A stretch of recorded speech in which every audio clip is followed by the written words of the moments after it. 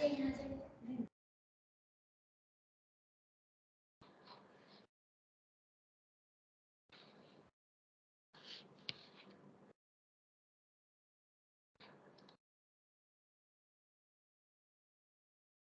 आज है पेज 22। आधारभूत विचार एवं मूलभूत भाव। ये हमारा जो है पूरा इस संस्कृति का शुरू से लेके अंत तक की मूल विचार क्या रहा और उसका एग्जीक्यूशन, उसका क्रियान्वयन अलग अलग रूपों में अलग अलग कालों के अंदर किस तरीके से इस मूल विचार को उसने एग्जीक्यूट किया, ये पूरा का पूरा इसी चीज़ का वर्णन है। ये बहुत ही ज़्यादा इम्पोर्टेंट है ये सारा डिस्कशन, क्योंकि ये उसका फंडामेंटल एसेंशियल आइडिया क्या है, भाव क्या है, उससे शुरू होके और उस भाव को कैसे अलग अलग रूपों में प्रस्फुटित इसने किया कि अगर ये उद्देश्य ये संस्कृति लेके चली तो किस तरीके से इसने इसको व्यावहारिक स्वरूप प्रदान किया हर चीज़ के अंदर, जीवन के अंदर, अपने जीवन के अलग अलग जो अंग हैं उन सब के अंदर कैसे इस मूल विचार का, तो अगर हम इसकी कला को समझना चाहें तो फिर हमको इस मूल के ऊपर जाना पड़ेगा।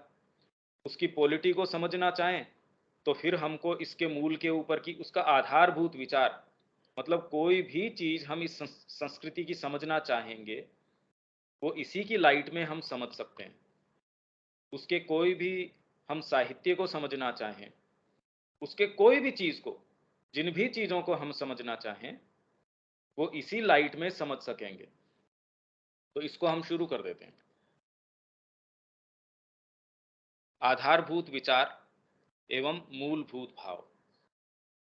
यदि हमें भारतीय सभ्यता का या अन्य किसी सभ्यता का सही दर्शन प्राप्त करना है तो यह आवश्यक है कि केंद्रीय, जीवंत, संचालक तत्वों पर ध्यान दिया जाए और दुर्घटनाओं तथा छोटी मोटी बातों से उत्पन्न भ्रम के द्वारा भटका न जाए कि उसकी केंद्रीय बात क्या थी, सेंट्रल उसकी चीज़ क्या है, ये आवश्यक है। उसको समझना बहुत ज़्यादा ज़रूरी है। भारतीय सभ्यता की नहीं, अन्य किसी भी सभ्यता की अगर बात करें, किसी सभ्यता की, किसी संस्था की, किसी व्यक्ति की, किसी को भी हम वास्तव में समझना चाहें तो उसका केंद्रीय विचार क्या है, उसकी फिलॉसफी क्या है, उसका एसेंशियल आइडिया क्या है, कंसेप्शन क्या है, यह एक ऐसी सावधानी है जिसे बरतने के लिए हमारी संस्कृति के आलोचक लगातार इनकार करते हैं।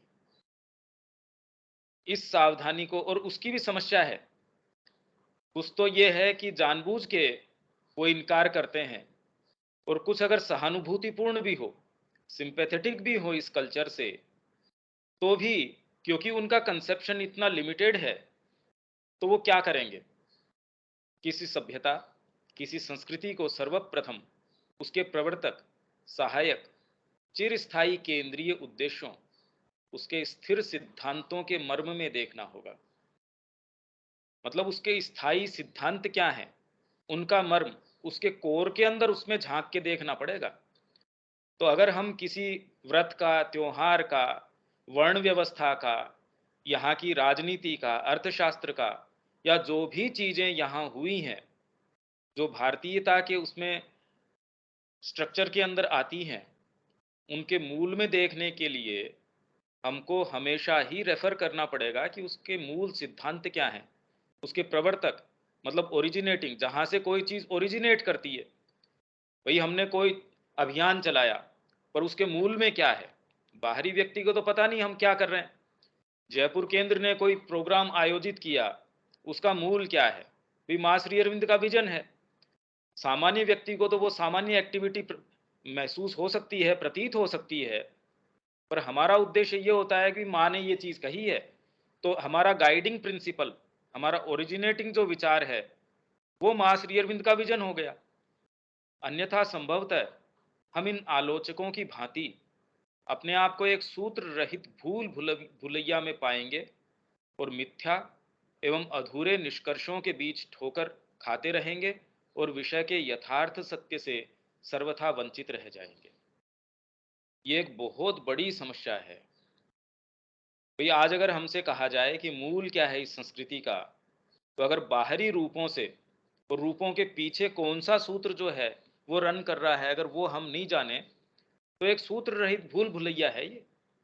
इस भूल से बचने का महत्व तब तो स्पष्ट ही हो जाता है जब हम भारतीय धार्मिक संस्कृति के मूल अभिप्राय को खोज रहे होते हैं। धार्मिक संस्कृति क्यों? भाई इसमें धर्म का स्वरूप क्या है? एक एक क्षण को, जीवन के एक पग को भी ऐसा नहीं छोड़ा गया जिसमें धार्मिक सुझाव न रखा गया हो। आपका पूरा जीवन, जन्म से लेके मृत्यु तक, हर एक चीज के अंदर धर्म का प्रवेश है। धर्म का जो स्वर है वो उसमें गुंजारित होता रहता है। परंतु इस तरीके को हमें तब भी पकड़े रहना होगा जब हम इसके क्रियाशील स्वरूप तथा जीवन पर पड़ने वाले इसके आध्यात्मिक प्रभाव का अवलोकन करने को अग्रसर होते हैं। तो ये जो मूल विचार है, ये हमको तब भी दृढ़ता से पकड़े रहना होगा कि क्रियाशील स्वरूप एग्जीक्यूशन में हम कैसे करें। हमने विचार कर लिया कि श्री अरविंद की फिलोसॉफी है, माँ का जो दर्शन है, हम उसके लिए अपने जीवन को उत्सर्ग कर रहे हैं, पर प्रैक्टिस के अंदर उसको कैसे लेके आएंगे? आप भी कोई बिल्डिंग बना रहे हैं, आप भी कोई इंस्टीट्यूट चला रहे हैं, कोई हेल्थ सेंटर चला रहे हैं, वो सारे के सारे हो सकता है कि माँ की सेवा के, उनके विजन के निहित होके चले। उन्हें उन्होंने एजुकेशन को महत्ता दी, तो एक सेंटर हो सकता है कि उसी विजन के अनुकूल चले, उसके अनुरूप चले। पर सामान्य अगर दृष्टिकोण से देखें, तो सामान्य दृष्टिकोण तो ये समझ ही नहीं पाता कि इसमें और उसमें दोनों में अंतर क्या है। तो इसीलिए जब उसका व्यावहारिक स्वरूप हम कैसे उसको एग्जीक्यूशन में लेके आते हैं, ये कब पता चले, उसकी परख कब हो? जब उसके मूल को हम जानते हों। नहीं तो बाहरी एक्टिविटी से पता लगाना बड़ा मुश्किल है। और जीवन पर पड़ने वाले इसके आध्यात्मिक प्रभाव का, और उससे आध्यात्मिक प्रभाव क्या पड़ा जीवन के अंदर, जो हम यहाँ एक तरीके का एक्सपेरिमेंट कर रहे हैं बच्चों के साथ कि ऐसे वातावरण में रहे, तो ये तो एक बहुत ही ज़्यादा सब्जेक्टिव और साइकोलॉजिकल चीज़ है। अगर हम उसके बाहरी मानक और बहुत थोड़े ही समय में उन मानकों के ऊपर बच्चे को देखना चाहें कि कैसी शिक्षा, पहले तो बच्चा अपने अंदर क्या कैरी करता है, फिर ऐसे एटमॉस्फेयर में ओवर ए टाइम वो किस तरीके से ग्रो करता है, ये सारी की सारी तो सब्जेक्टिव चीज़ें हैं। तो वैसे ही इस संस्कृति ने क्रियात्मक स्वरूप उसका क्या अपनाया, शिक्षा में वो क्या रही। भाई हम तो उसकी महान उपलब्धियों की बातें करते हैं, और वो भी जो हमको इम्प्रेस करती हैं उनको हम उपलब्धि मानते हैं। जो इतनी सूक्ष्म चीजें हैं जो हम कॉम्प्रिहेंड ही नहीं कर सकते, वो तो हमारे दायरे से बच निकलती हैं। हम जानते ही नहीं कि वो महानता के दायरे में है भी। हमारे मानदंड के आधार पे जो सही उतरती है कसौटी पे, हम तो मान लेते हैं कि हाँ ये बहुत बड़ा निर्माण किया। इसीलिए जब ये कह रहे हैं कि भारतीय धार्मिक संस्कृति, बार बार हम क्यों कहते हैं कि सनातन धर्म की महानता इसके अंदर, भारतीय संस्कृति और सनातन धर्म की महानता, क्योंकि अन्य सभी रूपों से सबसे बड़ी जो महानता इसकी रही, एक ऐसी प्रणाली, एक ऐसा धर्म। भाई धर्म तो इसका एक नाम उन्होंने लिया है, बाकी ये तो एक संपूर्ण सारी चीज को समावेश करके इंडिविजुअल को और कलेक्टिविटी को, और उनकी आज जो भी स्थिति है वहां से लेके उनके मूल तक, उनके उच्चतम जो उनका उद्देश्य है, गंतव्य है, वहां तक शीघ्रतम तरीके से जो प्रणाली लेके जाती है, वो ये संस्कृति है, वो ये सनातन धर्म है। अब ये इसके ऊपर कमेंट्री अपनी चालू हो गई।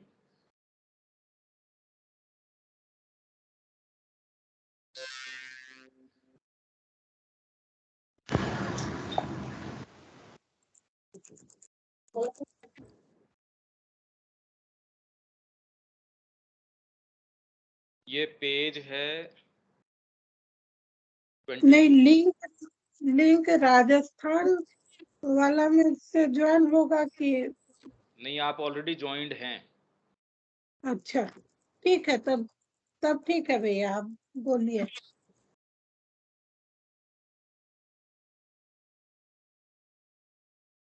अच्छा, ये हो गया पेज आपका 22।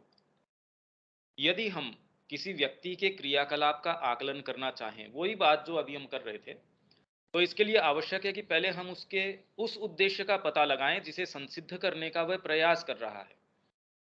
भाई मैं कहीं जाऊं, आप किसी व्यक्तित्व का, और वास्तव में वो व्यक्तित्व बोलने लायक व्यक्तित्व हो, एक सामान्य ऐसे ही नहीं कि कोई हमड्रम लाइफ कोई जी रहा हो जिसमें कोई न तो उसका कोई उद्देश्य है, न कोई ऐसी कोई बात है, न उसकी कोई वो परसुएंस चल रही है उस उद्देश्य की, ऐसे व्यक्ति की नहीं। और जो वास्तव में ये कहलाने लायक हो कि हाँ वो व्यक्तित्व है, तो वो क्या चीज चाह रहा है, उसकी क्या पुकार है, क्या प्यास है, तो उसका भी आकलन अगर हम करना चाहें तो पहले तो उस उद्देश्य का पता लगाएं जिसे संसिद्ध करने का वह प्रयास कर रहा है। जब हमें व्यक्ति का गंतव्य पता हो तभी हम कह सकते हैं कि जो मार्ग उस तक पहुंचने का उसने अपनाया है वह उचित है या नहीं। इसीलिए जब तक कि आपका गंतव्य जो है वो अगर मेरे को पता न हो और मैं आपको जज करना शुरू कर दूं कि आपने जो मार्ग अपनाया वो सही है या गलत है, ये तो मेरे को राइट ही नहीं है। अगर मेरे को डीपर पता हो कि वास्तव में आपका मार्ग ये है, और मार्ग इन द सेंस इसीलिए जो आपके वर्ण की व्यवस्था है कि आपके लिए उचित मार्ग कौन सा होगा, भी आपके अंदर की पुकार क्या है, वो उसके ऊपर आपका मार्ग निर्भर करेगा। आपका वर्ण क्या है उसके ऊपर उचित और अनुचित, कि ये आपके लिए उचित मार्ग है, आपके लिए करने का कर्म ये है। तो इसीलिए इस प्रकाश में हम गीता है या किसी भी धर्म अधर्म के विचार या विचारणा को देखते हैं, केवल तभी हमको समझ में आती है। अगर हम सतह के ऊपर इस विचार को लेंगे हमको नहीं समझ में आएगा, क्योंकि जो स्वभाव है वो तो एक आध्यात्मिक पक्ष है, एक आध्यात्मिक चीज है कि आपकी आत्मा की अंदर से क्या उसकी पुकार है, उसकी मूल श्रद्धा क्या है, वो करना क्या चाहती है। इसी प्रकार जब हम भारतीय संस्कृति के मूल भाव के विषय में सज्ञान होंगे तभी हम एक अधिक वास्तविक परिप्रेक्ष्य में देख पाएंगे कि जिन क्रियात्मक रूपों में उसने अपने उस मूल भाव को ढाला वे उसके उस भाव के कितने अनुकूल और उसकी अभिव्यक्ति के लिए कितने प्रभावी रहे हैं। तभी हमें इस संस्कृति के विकास क्रम का कुछ कुछ आभास एक उचित परिप्रेक्ष्य में हो पाएगा। तभी हम समझ पाएंगे कि जो रूप इसने अपनाए और विकास क्रम के अनुसार जिस जिस तरीके के परिवर्तन किए और नए नए रूपों को पैदा किया और अपनाया, वो उस परिप्रेक्ष्य से ही हमको समझ में आएगा। नहीं तो डिटेल्स हैं, जैसे हाथी को सबने टच किया, अब वो डिटेल्स को अनंत काल तक भी मैं मिलाता रहूं पर मेरे को एक विजन नहीं हो कि ये हाथी है, तब तक मैं वो सारी डिटेल भी जोड़ के हाथी की पिक्चर नहीं बना सकता। एक अंधा कभी भी उस पिक्चर को नहीं बना सकता, चाहे वो कितनी भी गहरी डिटेल उसकी निकालनी शुरू कर दे, सबको जोड़ना शुरू कर दे। जब तक परिप्रेक्ष्य न हो तो परिप्रेक्ष्य सबसे इंपॉर्टेंट चीज है। परंतु इस संस्कृति के मूल भूत भाव के साक्षात्कार में भी एक बड़ी भारी समस्या हमारे सामने उपस्थित होती है। यही बात है कि अगर हम मूल भाव में जाना चाहें, अब कोई सामान्य व्यक्ति, जैसे मैंने पहले कहा, इस सामान्य व्यक्ति अगर दुर्भावनापूर्ण है इस संस्कृति के लिए, वो तो इसमें प्रवेश करना उसके लिए तो संभव ही नहीं है। पर अगर कोई सद्भावनापूर्ण भी है पर उसके परिप्रेक्ष्य ही नहीं है, उसको दृष्टि ही नहीं है, साहित्य का कितना भी ज्ञान हो, पर अगर मेरे को डीपर टच नहीं है, तो श्री अरविंद की सावित्री या कोई साहित्य बताइए कितना प्रवेश कर सकता है वो उसके अंदर। एकमात्र साहित्य का ज्ञान जो है, भाषा का ज्ञान है, क्या उसको उसमें प्रवेश दिला सकता है? क्या वो उन शब्दों का वो अर्थ लगा सकता है या उस भाव में कभी भी उसके माध्यम से प्रवेश कर सकता है? बहुत मुश्किल है। तो इसीलिए इसी बात पे अपन आ रहे हैं इसमें कि बहुत भारी समस्या सामने उपस्थित होती है। वो क्या है? वह हमारी अपनी संकुचित बहिर्गामी दृष्टि। ये एक फंडामेंटल प्रॉब्लम है। इसीलिए देखिए, आश्रम में अध्ययन करने के बावजूद, सारी चीजें देखने समझने के बावजूद, वहां आश्रम स्कूल में पढ़ने के बावजूद उनको ये कहने में बड़ी शर्म आती है कि उसने अपना सारा जीवन श्री अरविंद को समर्पित कर दिया। शायद ही कोई ऐसा होता होगा, अदरवाइज सारों के जो एस्पिरेशंस हैं जीवन के अंदर ये है कि इसको तो बहुत अच्छी नौकरी तुरंत मिल जाएगी फ्रांस के अंदर, क्योंकि फ्रेंच आने लग गई। इवन वहां जो सो कॉल्ड ऐसे लोग हैं जो उस योग में रचे बसे हैं, बहुत वर्षों से तथाकथित रूप से उसको फॉलो कर रहे हैं। वो भी इसको एक सक्सेस का मापक मानते हैं कि अरे वाह, इसको तो बाहर जाने का मौका मिल गया, इसको ये चीज परस्यू करने का मौका मिल गया। तो कुछ लोग ऐसे भी हैं जो ये कहते हैं भी श्री अरविंद को पढ़ने के बाद कोई व्यक्ति दूसरा काम करता है, ये बात हमारे समझ में नहीं आती। काम तो सारे ही करते हैं भाई। जैसे हमारी टेप के अंदर जो इनकी नवजात जी की थी, उन्होंने कहा जीवन और सुचारू तरीके से चलेगा, आपका करस्पॉन्डेंस और अच्छा चलेगा, आपका बिजनेस और अच्छा चलेगा, आपके कोई भी जो आप काम कर रहे हैं वो और अच्छा चलेगा। पर वो अच्छा अच्छा कब चलेगा या किस आधार पे चलेगा? माँ जो कहेगी उस आधार पे अच्छा चलेगा। मैं जो चाह रहा हूं उस आधार पे अच्छे बुरे का निर्णय नहीं हो सकता। यहां आके एक बड़ी भारी समस्या हमारे सामने पैदा हो जाती है। ये सामने हमारे एक बहुत बड़ा जो एक हिंडरेंस है, एक ब्लॉक है कि संकुचित बहिर्गामी दृष्टि। कुछ भी हो जाए, अल्टीमेटली हमारे जो टेस्ट हैं जीवन के, वो कुल मिला के उसी दायरे में रहते हैं, वो उसको तोड़ नहीं पाते। और हम उसकी सफलता या विफलता उसको उन्हीं बाहरी मापदंडों के आधार के ऊपर देखना शुरू करते हैं। ये हम कोई भी देख सकते हैं।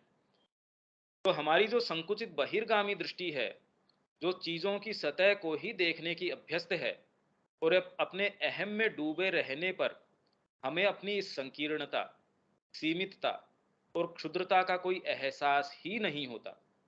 सारी चीज हम पढ़ लेते हैं, माँ का हमने सारी उनका जो लिटरेचर है वो पढ़ लिया। अरे पर माँ किस अवस्था में कौन सी बात लिख रही थी, उस बात को सही परिप्रेक्ष्य में समझने के लिए हमको कम से कम चेतना में आरोहण करके कम से कम ये थोड़ा सा एहसास हो कि माँ कोई ऐसी सामान्य बात नहीं कह रही होंगी, कैसे कह रही होंगी, कहाँ कह रही होंगी। उदाहरण के लिए, जिस प्रकार एक बंदर की चेतना के लिए पाशविक चेतना की तुलना में मानवीय चेतना में उद्घाटित होने वाली अनंत संभावनाओं का आभास पाना संभव नहीं है, उसी प्रकार जिस व्यक्ति या समूह को आत्म साक्षात्कार प्राप्त नहीं है और जो केवल अपनी सतही व्यक्तित्व को ही अपना सच्चा स्वरूप समझता है और अपनी तुच्छ जड़ भौतिक और प्राणिक क्षुधाओं और तृष्णाओं की तुष्टियों में ही तल्लीन रहता है, उन्हीं के लिए रात दिन प्रयास रहता है। और जो अपने क्षुद्र अहम की पूर्ति के लिए एक ऐसे राजनीतिक, आर्थिक, सारा जो आज का सेटअप है वो हम देख ही रहे हैं, और सामाजिक तंत्र को खड़ा कर लेता है, जिसका एकमात्र उद्देश्य होता है कि सभी को अपनी लोलुपता, वासना, स्वार्थपरता आदि की पूर्ति के अधिकाधिक अवसर प्रदान करे। तो ऐसी चेतना में निवास करने वाले व्यक्ति या समूह के लिए उस संस्कृति का आभास पाना भी संभव नहीं होता जो मानव सत्ता के अधिक गहरे भागों के उन्मीलन पर आधारित हो। ये तो आप लोग ज्यादा देखते होंगे, कितने लोग हैं, बहुत अध्ययन किया है, बड़ी बुद्धि भी सो कॉल्ड तरीके से कुशाग्र है, तेज है, पर अल्टीमेट मुद्दे क्या हैं? अरे भाई, फंडामेंटल उनका उनका मुद्दा क्या है?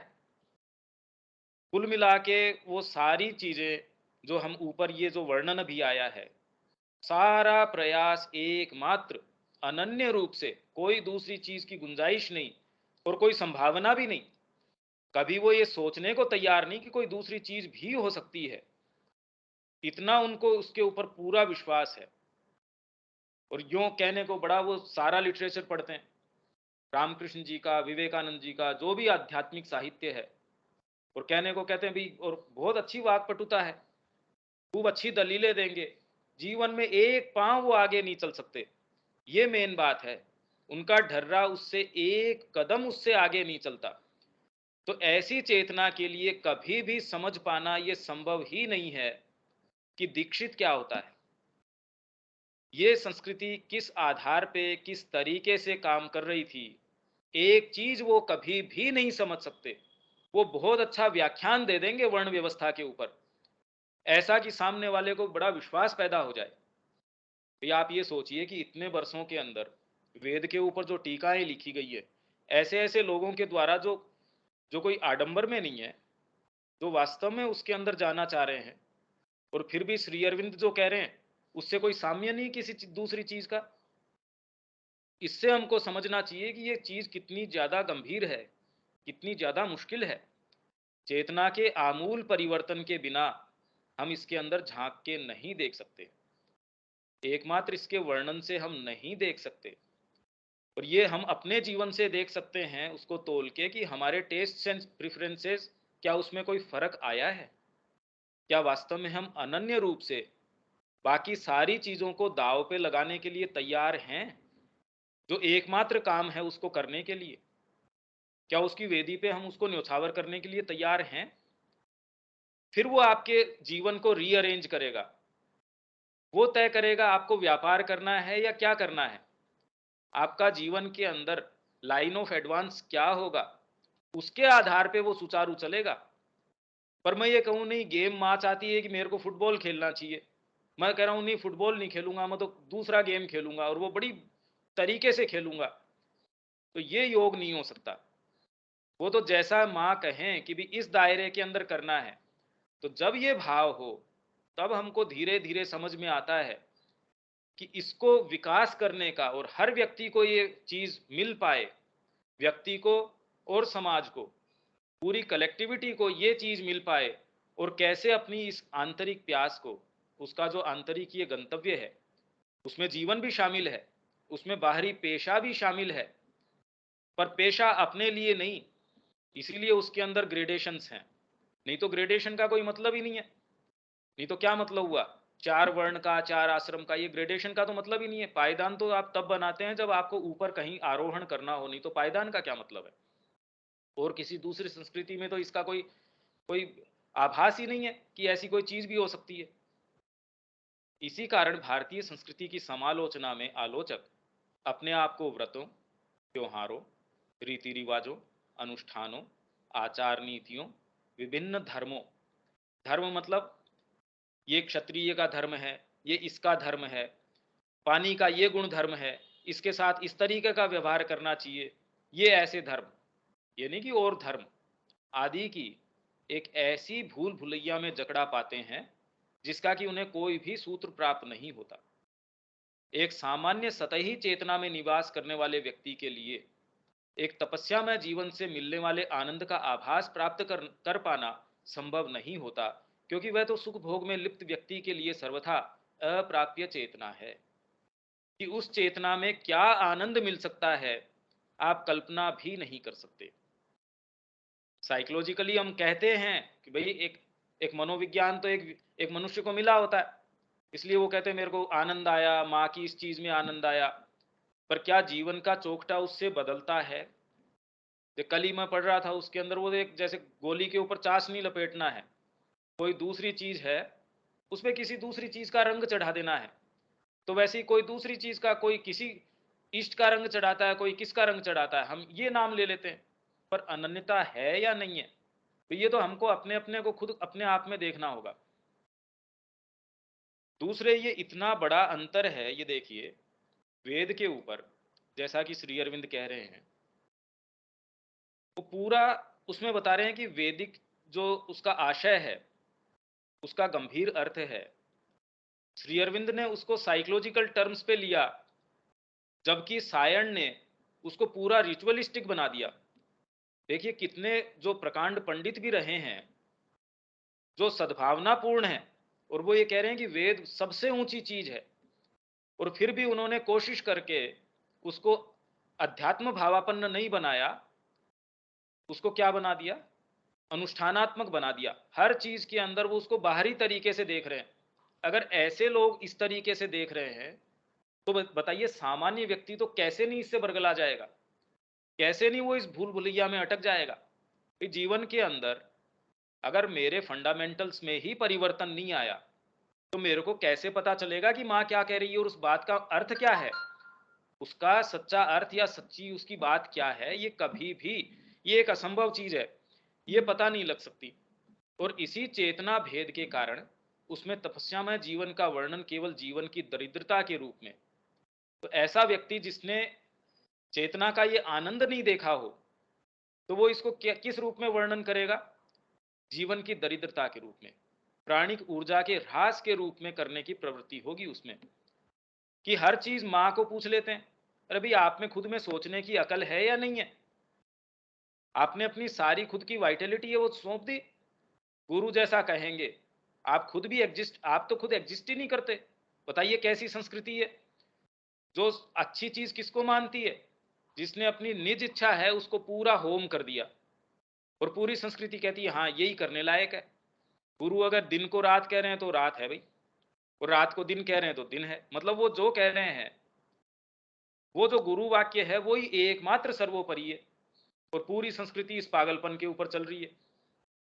ये पत्र आएगा बाद में, ये ऐसी कई आलोचनाएं ऐसी सामान्य प्रचलित हैं, उनमें से कुछ जो है हमको कुछ वानगी उसकी मिल जाएगी कि लोग क्या समझते हैं, मार्क्स इस बारे में क्या समझते थे, मैक्स म्यूलर क्या सोच के काम कर रहा था, जिसने कभी हिमालय के उत्तुंग शिखरों के दर्शन न किए हों और उन पर आरोहण करने के गहरे आनंद को और उस आनंद को पाने के लिए जीवन तक की बाजी लगाने के जुनून को अनुभव न किया हो, वह तो इस सब को एक ऐसा अनुपयोगी और निरर्थक उन्माद ही कहेगा, जिसका कि वास्तव में न तो स्वयं के लिए कोई लाभ है और न ही समाज के लिए। भैया आपका लाभ क्या? आप आश्रम एक इकाई चला रहे हो, इसका समाज के लिए क्या उपयोग है भाई? आप ये एक्टिविटी करो। कोरोना के समय कितने लोगों ने कैसी कैसी बातें कही, हम में से कितने लोग विचलित हुए, और आज भी हमारे टेस्ट एंड प्रेफरेंसेस किस तरीके के हैं, ये बात तो ठीक है, पर ये भी होनी चाहिए। मतलब ये सारी चीजें हमारे दिमाग में इतनी गड़बड़ रहती हैं, वो इसलिए हैं क्योंकि हमारा दायरा अभी भी वही है। और इसीलिए अगर हम ये कहें कि माँ की ये जो बातें हैं वो जिस तरीके का चमत्कार है जीवन में नजर क्यों नहीं आता? अरे भाई, चमत्कार तो तब हो जब हमारा दायरा चेंज नहीं हुआ, और फिर भी हो रहा है, फिर भी हम कुछ कर पा रहे हैं, ये एक चमत्कार है। ये तो माँ की बड़ी कृपा है कि कुछ हो पा रहा है। अदरवाइज हम अपने आप को जिस तरीके से उसी एक केंद्र बिंदु से, हमारा जो बाहरी व्यक्तित्व है उससे जिस तरीके से बांधे हुए हैं, उसमें भी कोई चीज हो पा रही है, ये चमत्कार है। इससे भी अचिंत्य रूप से महत उद्देश्य भारतीय संस्कृति ने अपने समक्ष रखा। उसने परात्पर निरपेक्ष सत्ता का साक्षात्कार किया, मतलब एब्सोल्यूट जो है उस सत्ता का, उस बीइंग का साक्षात्कार किया। और सनातन धर्म के रूप में, अब कोई पूछे भी सनातन धर्म क्या है, तो वास्तव में सनातन धर्म एक ऐसा विराट व जटिल तंत्र है जो कि प्रत्येक व्यक्ति को, मतलब आपने कंसेप्शन तो आपको आ गया कि माँ का जो और श्री अरविंद का दिव्य जीवन का स्वप्न है, उनका विजन है। अब उसका एग्जीक्यूशन कैसे करें, तो उसके लिए ये शिक्षा है, उसके लिए समाज की ये प्रणाली है, उसके लिए हम अपने संस्था को एक छोटे रूप में, और उसी चीज को फिर बाद में हम लागू कर सकते हैं बड़े रूप में। तो ये एक विराट, मतलब ये पूरा विराट कितना विराट पूरे राष्ट्र के अंदर, और उसमें भी कितनी कितनी जातियां हैं, कितने कितने धर्म हैं, कितने कितने पंथ हैं, खुद भारत के अंदर अपनी इतने विचारधाराएं हैं, इतनी योग प्रणालियां हैं, हर व्यक्ति की अपनी अपनी पड़ाव की जो है उसकी चीजें हैं, उसकी श्रृंखलाएं हैं, आंतरिक और बाह्य विकास की श्रृंखलाएं हैं। तो एक एक व्यक्ति, एक एक समूह, एक एक विचारधारा, एक एक पंथ, इन सब को लेके एक विराट और जटिल तंत्र है, जो प्रत्येक व्यक्ति को और पूरे समूह को उसकी जिस किसी भी तत्कालीन भौतिक, मतलब मेरी और आपकी जो अभी भौतिक अवस्था है, मेरी भावनात्मक अवस्था है, मनोवैज्ञानिक अवस्था है, आंतरिक अवस्था है, उन सब को शामिल करते हुए, उनको सबको अपने परव्यू में लेते हुए यथाशीघ्र एक आत्म साक्षात्कार, आत्म उपलब्धि और आत्म परिपूर्ति की अवस्था तक ले जा सके, ये पूरा तंत्र तैयार किया। तो इसको कैसे ले जा सके, भी मैं कहूं कि अमुक व्यक्ति है उसको मैं शीघ्रतम तरीके से लेके जाना चाहता हूं, तो सबसे पहला प्रश्न ये है कि आज की उसकी अवस्था क्या है, कहां खड़ा है वो। भाई मेरे को एक गंतव्य है कि मेरे को दिल्ली जाना है, पहला प्रश्न है उसको मैप दिखाने के लिए, मैप तो हजारों हैं, उसके लिए कौन सा प्रयोज्य है, वो इसके ऊपर डिपेंड करता है कि उसकी इस टाइम पोजीशन क्या है। आप यहां हो, अच्छा, अब इसके आधार पे शॉर्टेस्ट रूट जो है लेफ्ट राइट तब चालू होगा। तो आज उसकी प्यास क्या है, उसका वर्ण क्या है, उसकी अवस्था क्या है।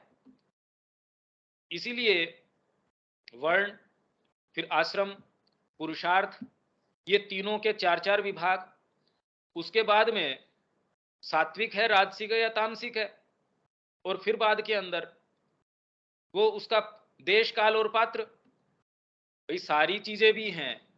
ब्राह्मण है, युद्ध का समय है, तो काल क्या है, समय क्या है, युद्ध क्षेत्र में खड़ा है या किसी ऋषि के आश्रम में है, और पात्रता क्या है उसकी। इसीलिए सारी चीजों के अंदर आप ये देखिए, और शासन के अंदर वास्तविक शासन कौन करता था, ऋषि कर रहा था सारा शासन। तो ये चीजें हमको तब समझ में आएंगी, और वो फंडामेंटल्स आज भी उतने ही प्रभावी हैं। हम ये नहीं कह सकते कि वो भूतकाल की बातें हैं, आज भी वही बात है। किसी भी देश को वास्तव में गाइड करने का कोई विचार कहां से मिलता है, आप आंतरिक तरीके से देखें। अगर वो कोई क्षणिक विचार है तो उसका एक अपने कॉन्सिक्वेंसेज हैं, वो ज्यादा लंबे समय तक रह नहीं सकता। आप उसी विचार, उसी आंतरिक चीज के आधार पे लंबी दूरी तय कर सकते हैं, किसी क्षणिक एक छोटी जो एक नैरो चीज के आधार पे नहीं कर सकते। और अगर व्यक्ति के आधार पे नहीं करें, भाई हम कितने जने हैं, हर जने को अपने अपने तरीके से एक एक सुविधा है कि भाई ये फील्ड मेरे लिए ये सुविधाजनक है, दूसरा कहता भाई ये तो नहीं कर सकते। तो सबका अपना अपना एक तरीके से डिमार्केशन हो जाता है इसके अंदर। पर ये बाहरी पेशा नहीं है, ये तो आंतरिक तरीके से है।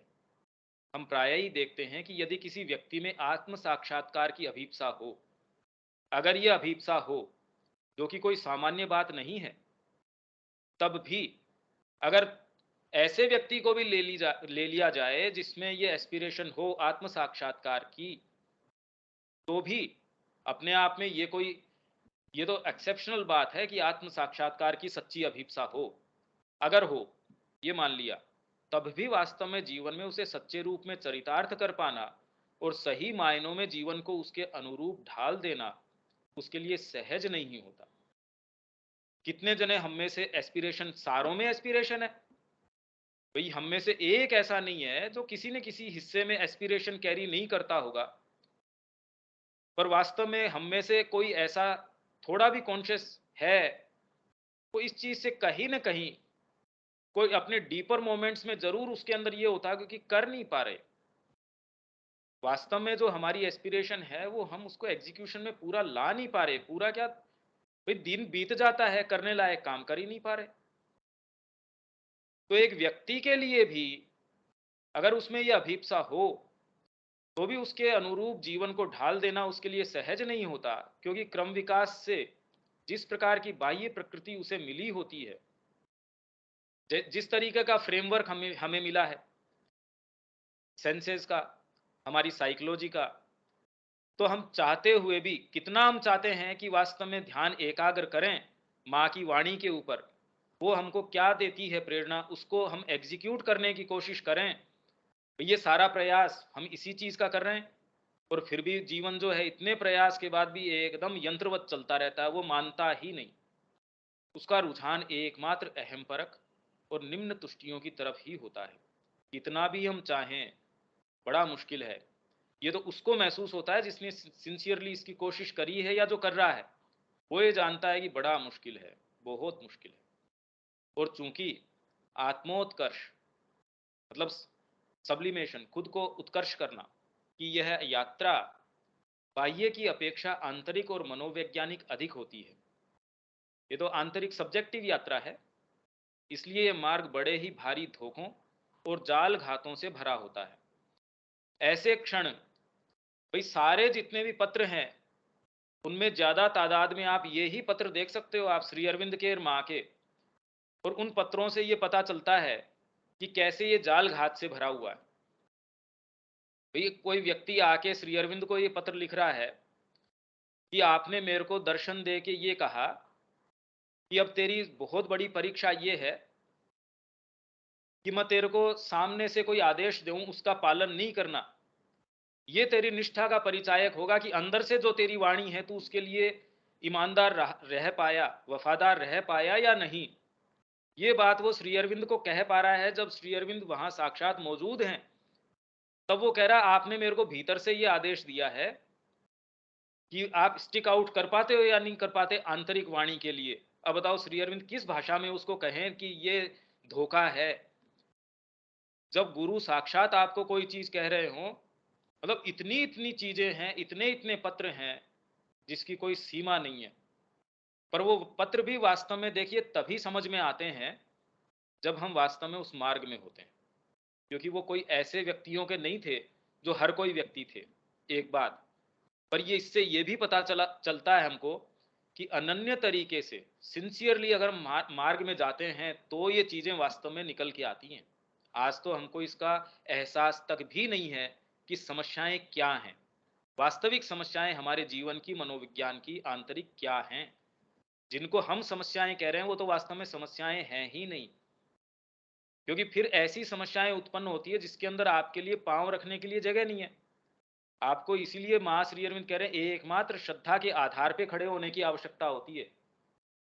कि जब मां श्री अरविंद सशरीर विद्यमान थे, उस समय अगर ऐसे पत्र हमको मिलते हैं तो आज तो और ज्यादा गंभीर हमको श्रद्धा की आवश्यकता है। उसमें तो किसी भी क्षण हम डावाडोल तो हैं ही, मतलब ये हो सकते की बात नहीं है। तो ये अगर हम इस चीज को समझे कि कितना मुश्किल काम है ये, तब हमको पता चलता है कि ये संस्कृति कर क्या रही थी। तब हमको मां श्री अरविंद की सारी चीज समझ में आती है, पत्र समझ में आते हैं, प्रयास समझ में आता है। इसीलिए सदा से ही इस पथ पर चलने को छुरे की धार पर चलने के समान कठिन बताया जाता रहा है। मतलब गंभीर से गंभीर आप काम करेंगे, ये थोड़ी है कि गुरु के आप शरण में आ गए तो इसका मतलब आप कुछ नहीं करेंगे। भाई वास्तव में जितने भी निर्माण हुए हैं, बाहरी और आंतरिक, वो सारी विद्याओं का और का निर्माण तो ऑलरेडी हमारी संस्कृति में हो चुका। तो इसका मतलब शक्ति का केंद्र जो है वो किसी दूसरे स्थान पे है। छुरे पे की धार पे चलने का इसलिए कि जब आप कोई गंभीर एक्टिविटी कर रहे हैं, आप मान लीजिए कोई एक छोटी संस्था को भी चलाते हैं, उसके अंदर आपकी बाहरी प्रकृति हावी हुए बिना नहीं रहती। ऐसे में अगर आपको कोई ऐसी चीज दे दी जाए, कोई ऐसी शक्ति दे दी जाए, कोई दायित्व दे दिया जाए, जैसे कोई साहित्यकार है भी जिन्होंने वेद लिखे, उन पे कितना बड़ा दायित्व है। जो एक मूर्तिकार है जो उस चीज को हू बहू, वो तो कह रहे हैं अपने जीवन भर वो एक ध्यान की अवस्था में रहने की आवश्यकता है, नहीं तो वो चीज उकेरी ही नहीं जा सकती, वो भाव आता ही नहीं। तो ये छुरे की धार पे चलने के समान है। देखिए आप एक कदम इधर से उधर रखेंगे, वो कृति हो ही नहीं सकती, वो चीज बन ही नहीं सकती। वो आप अगर ध्यान की अवस्था में हैं, आप मंत्रोच्चार कर रहे हैं, भाई अभी तो कोई फर्क नहीं पड़ता, पर वास्तव में आप इस तरीके से उसका उच्चारण कर रहे हैं। इसीलिए हम पढ़ते हैं कि वो उच्चारण तो कर रहे थे इंद्र का शत्रु पैदा करने के लिए, और उसमें कोई मात्रा भेद के कारण इंद्र के जो है वो भाई पैदा हो गए, उसके मित्र पैदा हो गए, या फिर इसकी बजाय ये पैदा हो गए, या इसका ये परिणाम आ गया। तो ये एक ऐसी साइकोलॉजिकल चीज है। ये तो मैं ज्यादा साइकोलॉजिकल इसलिए नहीं बता रहा क्योंकि ये बाहरी चीजें तो फिर भी हम रिलेट टू कर पाते हैं कि हाँ ये छुरे की धार पे, क्योंकि देखिए हम जिस तरीके से चल रहे हैं उसमें कोई विशेष फर्क नहीं पड़ता। एक सामान्य धरातल के ऊपर हम चल रहे हैं, पर जब हम एक आरोहण के ऊपर चलते हैं, आप जब किन्हीं साइकोलॉजिकल चीजों में किसी गंभीर चीज के अंदर चलते हैं, आपके ऊपर कोई दायित्व है। कोई सामान्य संस्था चला रहे हैं फर्क नहीं पड़ता, एक आध्यात्मिक संस्था चला रहे हैं, उसमें थोड़ा भी आपके अंदर अगर ईगो का टेंट है, आप उससे क्या खुद ले पाते हैं वो टेंट है, अगर वैसी ही प्रकृति है, तो कभी भी क्या कोई हम वास्तव में ऐसी संस्था चला सकते हैं या कोई ऐसी चीज कर सकते हैं? कभी नहीं कर सकते। परंतु भारतीय संस्कृति ने केवल किन्हीं विशिष्ट योग्यता संपन्न व्यक्तियों को ही आत्म उपलब्धि के इस दुष्कर और असाध्य लक्ष्य तक ले जाने का उद्देश्य नहीं रखा। और जोरदार बात क्या है, इसमें कोई एलीट क्लास है उसको ले जाएं तो फिर संस्कृति का मतलब ही क्या हुआ? वो तो हर संस्कृति के अंदर, पाश्चात्य संस्कृति के अंदर भी ऐसी आत्माएं हैं तो अपवाद स्वरूप है, कहीं भी होते हैं वो, तो उसमें क्या बात है? तो कोई अपवाद स्वरूप लोगों को या एलिट्स जो है, खाली उन्हीं को हम इस दुष्कर लक्ष्य की ओर ले जाएं, ऐसा लक्ष्य नहीं रखा। प्रत्येक जीव मात्र को उसके सच्चे स्वरूप तक ले जाने का उद्देश्य रखा। और अपने इस प्रयास में भारी रूप से सफलता प्राप्त की। इस महत् प्रयास में इस संस्कृति ने समय समय पर अनेकानेक बाह्य रूपों, विधानों, व्यवस्थाओं, संस्थाओं आदि का निर्माण किया। व्यवस्था जैसे वर्ण व्यवस्था, विधान अलग अलग तरीके के, भौतिक है, आपके आंतरिक है, समय समय पे अलग अलग विधानों का। वेद के समय में अलग विधान है। उस समय जिस तरीके की पूजा पाठ या हम मूर्ति पूजा या जो करते हैं वो करें, तब तो यज्ञीय अग्नि है, यज्ञशाला है, और जीवन के अंदर उनका पूरा जो रूप है, क्रम है, वो बिल्कुल अलग है। धीरे धीरे जब वो इंट्यूशन से आप मानसिक तरीके के ऊपर आते हो तो आपके बाहरी रूप बदल जाते हैं। और ये भारतीय संस्कृति में ही नहीं, ये श्री अरविंद इसका कंपैरिजन करते हैं कि कैसे ग्रीस के अंदर और दूसरी संस्कृतियों के अंदर भी वैदिक ऋषियों के समकालीन ही अलग अलग कैसे कैसे परिवर्तन आया। वो एक युग चक्र है, उसमें भारतीय संस्कृति की क्या विशेष भूमिका रही। तो ये सारी चीजें इतनी गंभीर है, एक परिप्रेक्ष्य जब हमको मिल जाता है, इसके आधार पे तो हम फिर डिटेल्स को यथास्थान रख सकते हैं। तो एकमात्र परिप्रेक्ष्य और बहुत गहरा परिप्रेक्ष्य हमको श्री अरविंद से प्राप्त होता है और कहीं तो मिलता ही नहीं। या यूं कहें कि ये जो निर्माण किया, आदि का निर्माण किया, या यूं कहें कि ये स्वयं ही ऋषियों की अंतःस्फुरणा के द्वारा उत्पन्न हो गई। ये बहुत इंपॉर्टेंट बात है। हम ये कहें कि रूप, विधान, व्यवस्था, संस्था या जितनी भी ताना बाना है, इसका निर्माण किया इस संस्कृति ने, या इसकी बजाय मतलब कैसे किया, किस तरीके से, तो उसका तरीका या जो एजेंसी उसने काम में ली, वो मानिए कि ऋषि जो है उनकी अंतःस्फुरणा के द्वारा स्वतः, हाँ भाई ये कर लेते हैं। दो व्यक्ति, जैसे माँ कहते हैं कि श्री अरविंद के पास मैं जाती थी, अंदर से ही हमारी इतनी ज्यादा कॉन्वर्सेशन हो जाती थी कि बाहरी शब्दों का आदान प्रदान तो एक कंसेशन की सी बात थी कि कई देर बाद के अंदर वो एक चीज बोलते, मैं एक दूसरी चीज, कोई दूसरा तो समझ ही नहीं पाता उसको। क्योंकि आंतरिक रूप से ये जो तारतम्य है, उनका पूरा कॉन्वर्सेशन हो गया। शब्दों में आप उतनी चीजें व्यक्त करना, उसको रिसीव करना और उसको वापस देना कर ही नहीं सकते थे। और एक एक स्पर्श मात्र से, एक टच मात्र से, एक लुक से आपस में एक आंखों का आदान प्रदान हुआ, उसके अंदर आप इतनी चीजों का आदान प्रदान कर सकते हैं। तो माँ कहती है अगर आप आंतरिक चेतना के अंदर हैं तो 10 जने रह रहे हैं, उनको कोई आवश्यकता ही नहीं है कहने की एक दूसरे को। अंतःस्फुरणा से बहुत सुचारू तरीके से, बहुत सुंदर तरीके से चीज चल सकती है। एक को किसी चीज की, भौतिक चीज की आवश्यकता है, दूसरा उसको लाके दे देगा। जैसे माँ को किसी ने पूछा, उसको ये था कि भी माँ को पता चलता है या नहीं चलता है, मैं तो नहीं मांगूंगा। प्रोस्पेरिटी के अंदर पर्टिकुलर ये चीजें हैं जो मिलती हैं। अब मेरे को एक पर्टिकुलर ऐसा आइटम है जो प्रोस्पेरिटी की लिस्ट में है नहीं और जिसकी सोच भी नहीं सकते। सपोज मेरे को टूथपिक चाहिए, अब उसमें लिस्ट में है ही नहीं, तो मैं कहूंगा नहीं। मैं देखता हूं अगर मेरे को वास्तव में आवश्यकता है, माँ को महसूस होगी, तो वो अपने आप मेरे पास भिजवा देंगी और उसके पास टूथपिक पहुंच गई। अब वो माँ को पूछता है, माँ आपको पता चला है इस चीज का? माँ कहती है मेरे को तो ये भी नहीं पता कि क्या है क्या नहीं है। मतलब वो अपनी आंतरिक चेतना में यूं है कि इशारा जो है वो ऑटोमेटिकली स्वाभाविक रूप से हो रहा है। कोई आवश्यकता नहीं है उनको मानसिक तरीके से ये भी पता हो कि उन्होंने अमुक व्यक्ति के लिए ये चीज भिजवाई है। एक भाव आया, हाँ भाई ये उसको दिया, उतना कर दिया।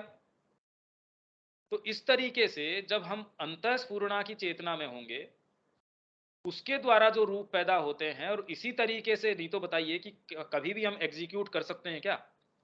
आज एक सेंट्रल गवर्नमेंट होने के बावजूद हम अपनी जो नीतियां हैं, कितना मुश्किल हो रहा है। आज सारी टेक्नोलॉजी है, सारी चीजें हैं, सारे साधन संसाधन हैं, ट्रांसपोर्ट के भी हैं, कम्युनिकेशन के भी हैं, उसके बावजूद एग्जीक्यूट करना कितना मुश्किल है। तो पूरे देश के अंदर हम कैसे इसको लागू कर पाए कि उसमें एक जो है नॉर्थ से साउथ, वेद के पाठ में एक मात्रा का फर्क नहीं, किसी भी चीज में कोई अंतर नहीं। ये तो इतना इतिहास जो है उसको नष्ट कर दिया गया सोच समझ के, उसके बावजूद जो चीज निकल के आ रही है वो ऐसी है कि जो हमारी कल्पना से बिल्कुल परे है। कैसे बन पाई ये चीजें?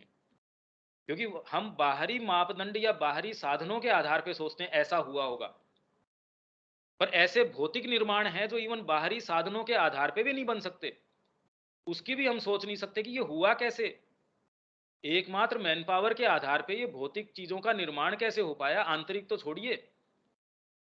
भाई सूर्य जो है अपनी कक्षा पे, या जो सोलर सिस्टम है, या उस जो ये पूरी गैलेक्सी है, उसका कितने समय में चक्कर काट रहा है। आज हमारे पास इतने उपकरण हैं तो हम उसका पता लगा पा रहे हैं उसको, और जो हमारे वेदों के अंदर जो सूत्र दिए हुए हैं उनका जब वो तुलना करते हैं, तो दोनों की इतनी हूबहू तुलना में सही उतरते हैं। तो अब बताइए, उनके पास वो कह रहे हैं कि भाई क्या साधन थे इनके पास, ये हमको इतनी विचित्र लगती हैं, जबकि ये तो बाहरी चीजें हैं। ये जो दूरी को मापना है कि वहां से प्रकाश इतनी दूर इतने समय में यहाँ पहुंचता है, या ये अपनी कक्षा के ऊपर इतने समय में चक्र काटती है, या ये जो गैलेक्सीज हैं वो इस तरीके से चलती हैं, मतलब इतना बारीक जो चीजें हैं, और अभी तक हम उसके रहस्यों में पूरा पहुंच नहीं पाए, एक एक फील्ड के। कैसे उन्होंने पता किया होगा? अब माँ ने फूलों का जो आध्यात्मिक नाम दिया, वो कैसे दिया? कोई पूछ के दिया? मतलब कोई बाहरी तरीका है, कोई इंस्ट्रूमेंट से दिया? अब कैसे समझा सकते हैं किसी को भी, ये बताइए? कभी भी संभव नहीं है। तो सारा जब निर्माण इस आधार पे होता है, तो हमारी आज की चेतना को वो समझाया नहीं जा सकता। हम कैसे समझाएं आज कि माँ ने ये नाम दिए इन फूलों को, या माँ को ये अंतः प्रेरणा आई या अंतर्दर्शन हुआ ओरोविल का। इतना समय उनको आर्किटेक्ट्स को ये कैलकुलेशन में या ये समझने में लगा कि ये संभव है भी, नहीं तो वो कह रहे हैं ये चीज तो संभव ही नहीं है। माँ कह रहे हैं संभव बिना संभव तो बाद की बात है, ये तो मैंने देखा है भाई। आप जैसे कोई चीज फिजिकली देख ले, आप किसी को उसको वर्णन कर रहे हो, आप दूसरा कहे ये संभव नहीं है, आप कहते भी मैं तो देख के आया हूँ, संभव तो अब हो कि नहीं हो, मैंने तो देखा है। ये फंडामेंटल अंतर है। जब चेतना में अंतर होता है, तो भारतीय संस्कृति के मूल विचार में, भाई मूल मुद्दा अभी हम एक्सप्लेन क्या कर रहे हैं कि इसमें प्रवेश करने के लिए हमको उस चेतना के अंदर जाए बिना हम इसको सही परिप्रेक्ष्य में ये भी नहीं समझ सकते। श्री अरविंद हमको जो व्यापक परिप्रेक्ष्य प्रदान कर रहे हैं, जब तक चेतना की एक स्थिति के ऊपर अपने आप को अवस्थित किए बिना हम वो भी नहीं समझ सकते। इसलिए कितने लोग हैं वो पढ़ते हैं, अपने संपर्क में भी आए हैं, वो कह रहे हैं हमने श्री अरविंद को भी पढ़ा है, विवेकानंद जी को भी पढ़ा है, इन दोनों के अंदर तुलना भी करते हैं। अरे भाई अच्छी बात है, ठीक है, पर जब तक हम चेतना की स्थिति में, जब हमारे जीवन में कोई अंतर न आए, हमने एक कदम उसके लिए नहीं उठाया हो, जीवन का वो चौकटा चल रहा हो, खाली डेकोरेशन में फर्क आता है, हाँ भी अब अच्छा है, हमने रामकृष्ण जी को भी पढ़ लिया, और उससे पोषित होती है खाली मेरी अहम जो है, वो उससे पोषित होती है कि हाँ चलो एक को मैंने और पढ़ लिया और मैंने उसको भी आत्मसात कर लिया। अरे भाई आप आत्मसात करेंगे या आप अपने आप को देंगे? तब आपको शुरू होती है ये चीज समझ में आनी। इसीलिए किसी भी चीज में पदार्पण योग में जब आप करते हैं, तो दीक्षा अपने आप को आहूत कर देते हैं, तब आपको समझ में आता है। और अभी सारा प्रयास क्या है? मैंने ये लिटरेचर पढ़ लिया, मेरे समझ में आ गया, मैंने श्री अरविंद को भी आत्मसात कर लिया, मैंने इनको भी आत्मसात कर लिया। अब ये मूवमेंट और ये अंदर से आना कि मैं अपने आप को पूर्ण रूप से, उससे मैं जैसा हूं कुछ भी होगा, अब ये सोच के नहीं हो सकता। यही भारतीय संस्कृति के विषय में जो श्री अरविंद कह रहे हैं कि सारी नीतियां चाहे कितनी भी हों, जब तक हृदय का परिवर्तन नहीं होता, तब तक वास्तव में कुछ भी नहीं हो सकता। एकमात्र चीज है हृदय का परिवर्तन। आज ही हमको देखने की जरूरत है हमारे अपने लिए कि अगर हम इसमें प्रवेश करना चाहें, तो इसका एकमात्र सूत्र है और कोई दूसरा सूत्र नहीं है। आप बुद्धि से चाहे कितना भी कोशिश कर लीजिए। हमने देखे हैं कितने लोग कितने समय से सावित्री का अध्ययन कर रहे हैं, उसका अध्ययन कर रहे हैं, व्याख्यान तक कर रहे हैं, पर जीवन देख लीजिए आप, उनके क्या फंडामेंटल कोई चीज में फर्क आया है? क्या उनका फेथ अभी बाहरी चीजों से हटके आंतरिक चीज पे आया है? अगर वो नहीं आया है तो फिर बाद में सावित्री तो, फिर उन्होंने क्या किया उसको? वो मृत्यु पे विजय की बात कर रहे हैं, और खुद के जब कोई दिक्कत आ रही है उसके अंदर उनको कोई उसमें विश्वास ही नहीं है, जबकि ऐसी कोई क्रिटिकल कंडीशन पे ही नहीं है वो।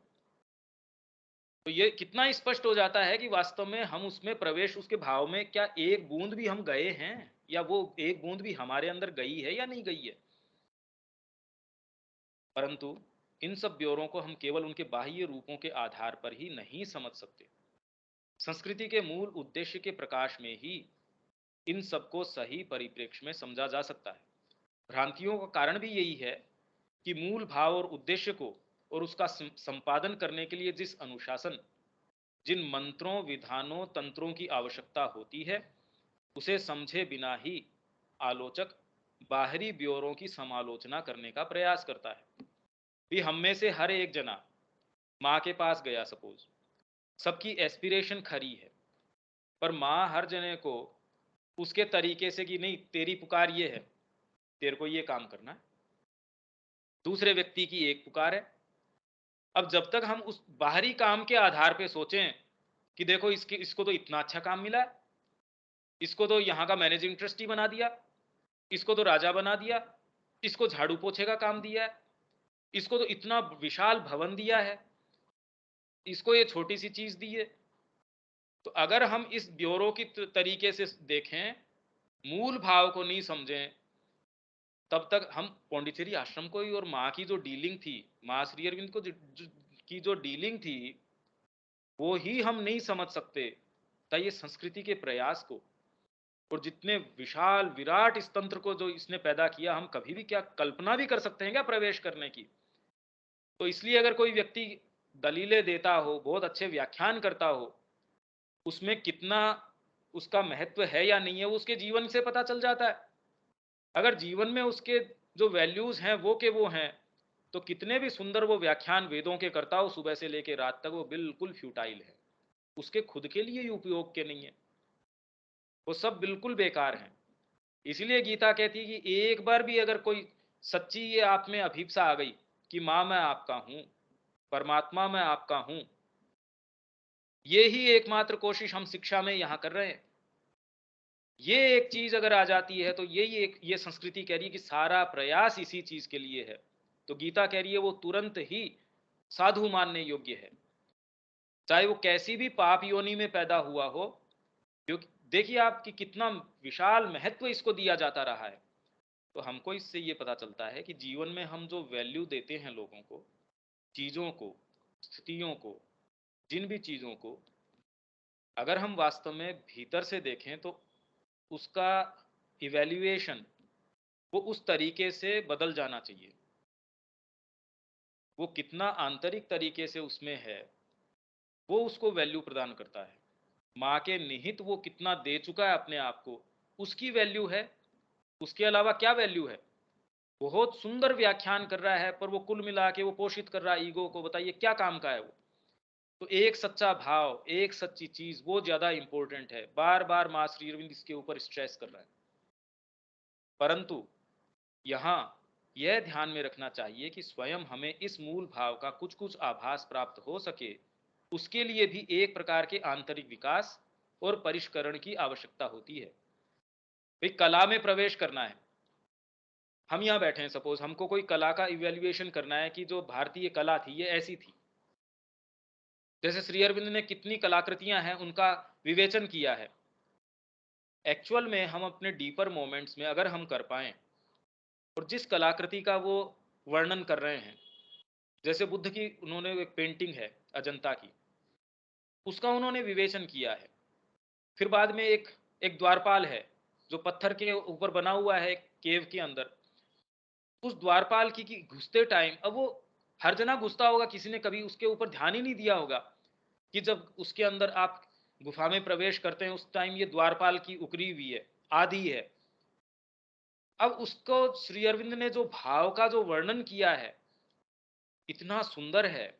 तो एक्चुअल में अगर हो पाए तो उस फोटो को हम सामने रख के और धीरे धीरे उसमें प्रयास करें जो श्री अरविंद उस भाव की जो अभिव्यक्ति कर रहे हैं, तो हम जान सकते हैं अरे भाई किस चीज का प्रयास कर रही थी ये संस्कृति। कला के अंदर, साहित्य के अंदर, बाहरी कोई भी निर्माण है, उन सब में आप अगर नौका का निर्माण कर रहे हैं, घोड़ों का रक्षण कर रहे हैं, हाथियों का संवर्धन कर रहे हैं, कुछ भी कर रहे हैं, सारों के अंदर एकमात्र ललक ये है।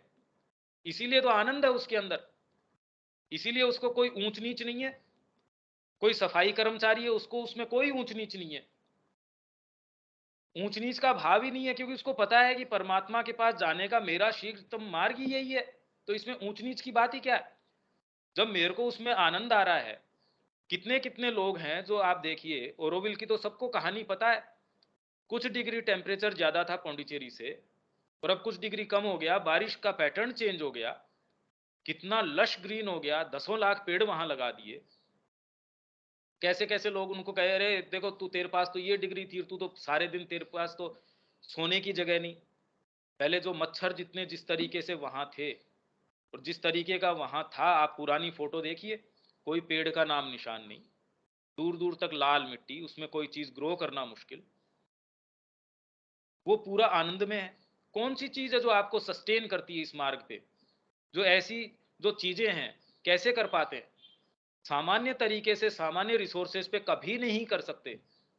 एक छोटा सा मकान बनाने में तो हमारे पसीने आ जाते हैं, जो इतने विशाल भवन और इतनी सारी चीजें जो इन्होंने निर्माण करी। भौतिक निर्माण ही ऐसा है जो आज कल्पना से परे है।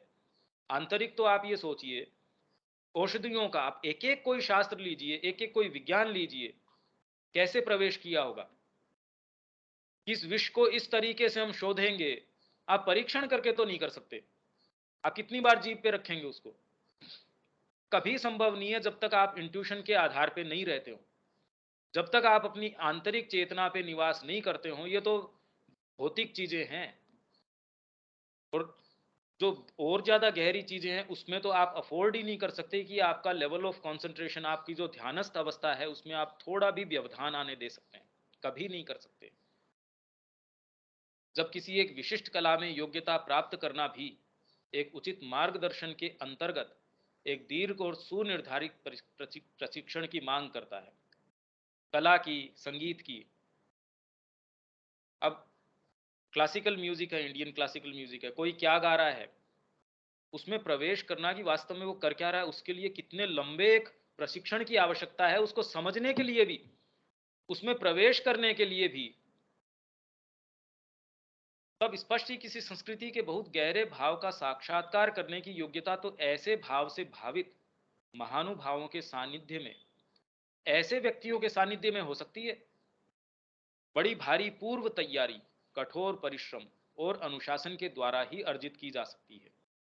इसीलिए आप हमारे अवतार भी हैं तो भी गुरु के पास जा रहे हैं, उनकी सेवा कर रहे हैं।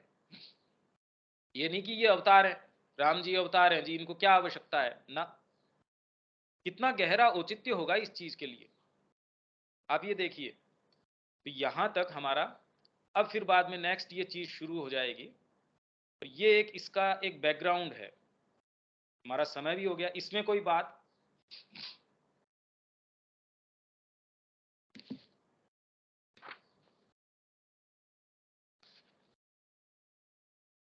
नहीं, ठीक है। ओम कर ले जी।